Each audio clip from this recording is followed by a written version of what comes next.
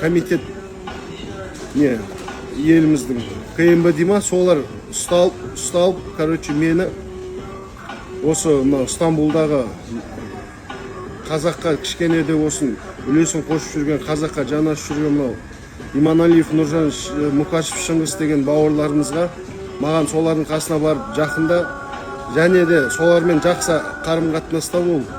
И осы жақтағы информацияның бәрін біліп, бізге келіп айтасың. Қазақстаннан кім бұларды спонсирует, осы Стамбулдан кім бұларды спонсирует.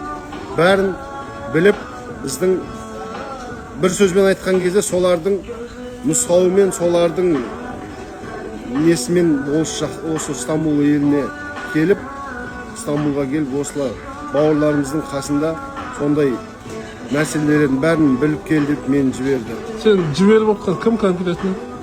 Мен жіберіп отқан Шымкентте ОПГ-ның бастығы Сабит деген жігіт. Одан кейін мынау МСОК дейді ғой, МСОК Ерлан Егеубаев деген соның бастығы болса керек. Егеубеков. Сосын не нақты саған сен ең бірінші рет жазда келдің, солардың есімі? Былтыр майда келдің ғой. Енді қазір солардың есімен бүгін қаншасы өзі? 2026 2 февраль.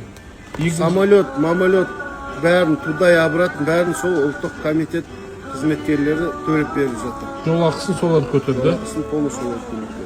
Сосын не айтайын деп? Олар саған айтты ғой конкретно, бұл жігіттерге біз не ТПС ілмекшіміз деді ме? Сондай ТПС деген нені не қыламыз деді. Соған не? Статьяны. Соған іштегі жеткіліксіз болып жатыр. Сенен конкретно нақты сен білу керек нәрсе не болды бұл жерде Турцияда біз жайлы? Мен жайлы және Иманалиев, Нұржан жайлы. Біз жайлы. Жалпы көзбен көргені ба или қалай? Біз жайлы не? Олардың тапсырмасы конкретно. Біз сендер жайлы не? Экстремизм, терроризм қатысы бар ма? Одан кейін мына жақта кіммен араласады? Бағанағы Намик. Одан кейін анау Шал Чекиджи ма? Чакаджи, осы Стамбулдың несі.